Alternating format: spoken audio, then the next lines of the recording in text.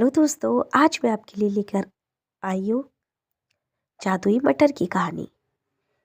एक गरीब किसान था। उसके पास एक भूमि थी जो बंजर थी। भूमि बंजर भूमि के लिए वो हमेशा परेशान रहता था।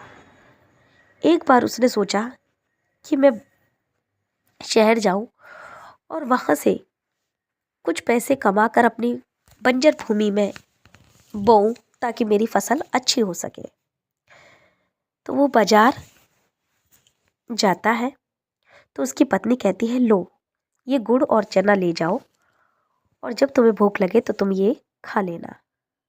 उसने कहा ठीक है। वो चलते चलते चलते चलते एक पेड़ के नीचे बैठ गया और उसे बहुत ठंडी ठंडी हवा लगी।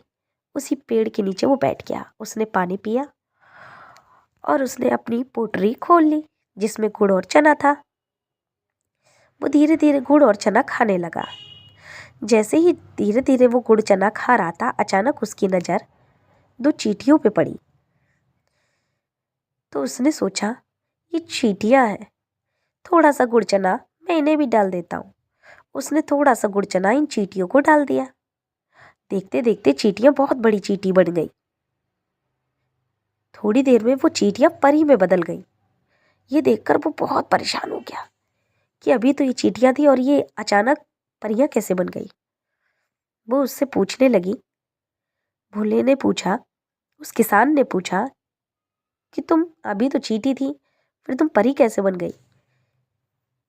उन परियों ने कहा, हे मेरे भोले वाले किसान, मुझे श्राप मिला था।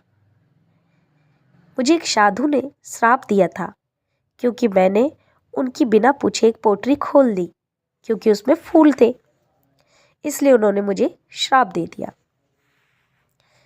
अब मैं तुम्हारे इस मीठे मीठे गुड़ और चने से बहुत खुश हुई। तुमने मुझे भोजन दिया और मैं श्राप से भी मुक्त हो गई और मैं अपने परी लोक में जा रही हूँ। लेकिन हाँ, तुमने मुझे भोजन कराया है, मैं तुम्हें भी कुछ देना चाहती हूँ, मांगो। उस किसान ने कहा, मेरे पास एक बंजर भूमि है, मैं इसके लिए परेशान हूँ और शहर जा रहा हूँ। मेरी समझ में नहीं आ रहा उस बंजर भूमि का मैं क्या करूँ। उस परी ने कहा, लो मैं तुम्हें ये मटर के दाने देती हूँ, तुम अपनी उस बंजर भूमि में बो देना। इससे तुम्हें शहर भी जाने की जरूरत नहीं पड़ेगी और तुम इससे अपने पालन पोषण अपने बच्चों का कर सकती हो। और इतना कह के वो चली गई। फिर क्या था, वो अपने घर आता है।